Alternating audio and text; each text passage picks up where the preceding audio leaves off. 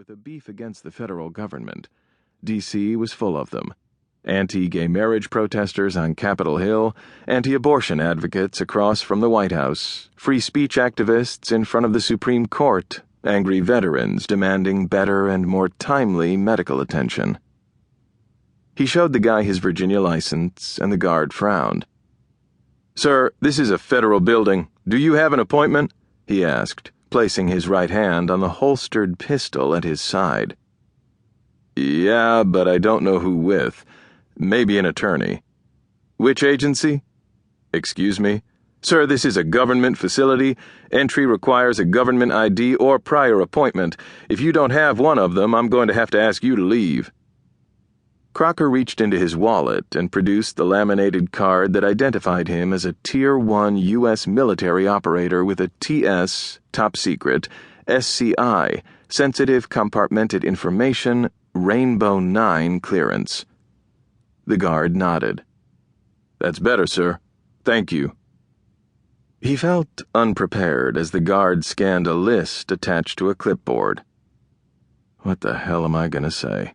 That I didn't know I was breaking the law when I broke into that lady's window? "Sir, proceed to level B, park anywhere you find an empty space, then take elevator 1 to the 4th floor." "Thanks."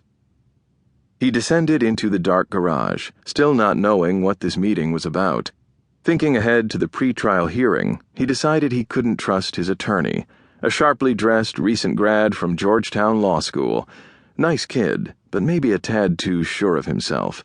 He had tried to convince Crocker that the charges would be reduced to a misdemeanor and he would escape with a slap on the wrist. What if he was wrong? Overconfidence didn't sit too well with Crocker.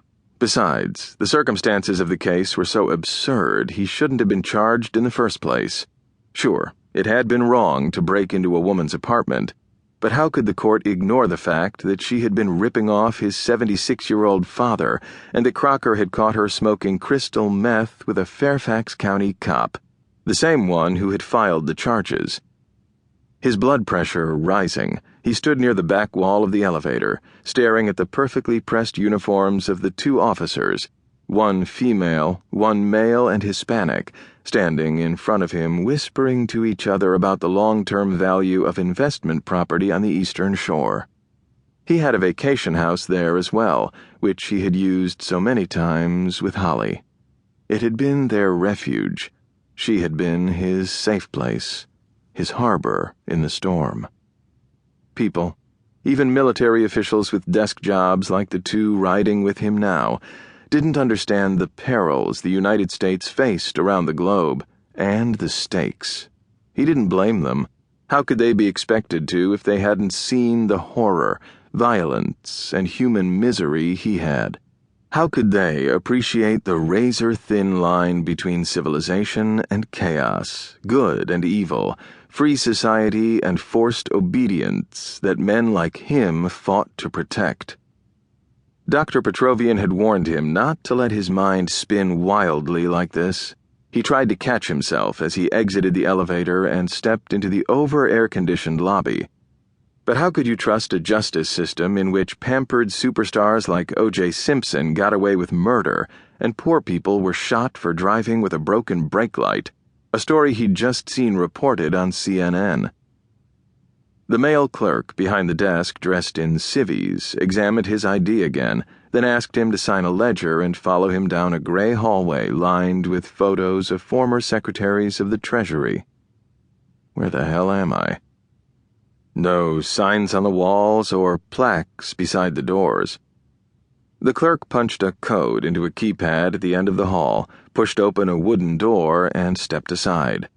Crocker's eyes darted, registering as much as he could see in the dark room in 2 or 3 seconds. A dozen men and women seated around a rectangular table, all relatively young, all in civilian clothes, facing the wall to Crocker's right where something was projected onto a screen. Another symptom of PTSD was hyper-awareness.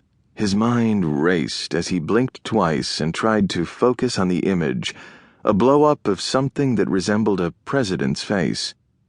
Benjamin Franklin. I'm in the wrong place. He was about to excuse himself.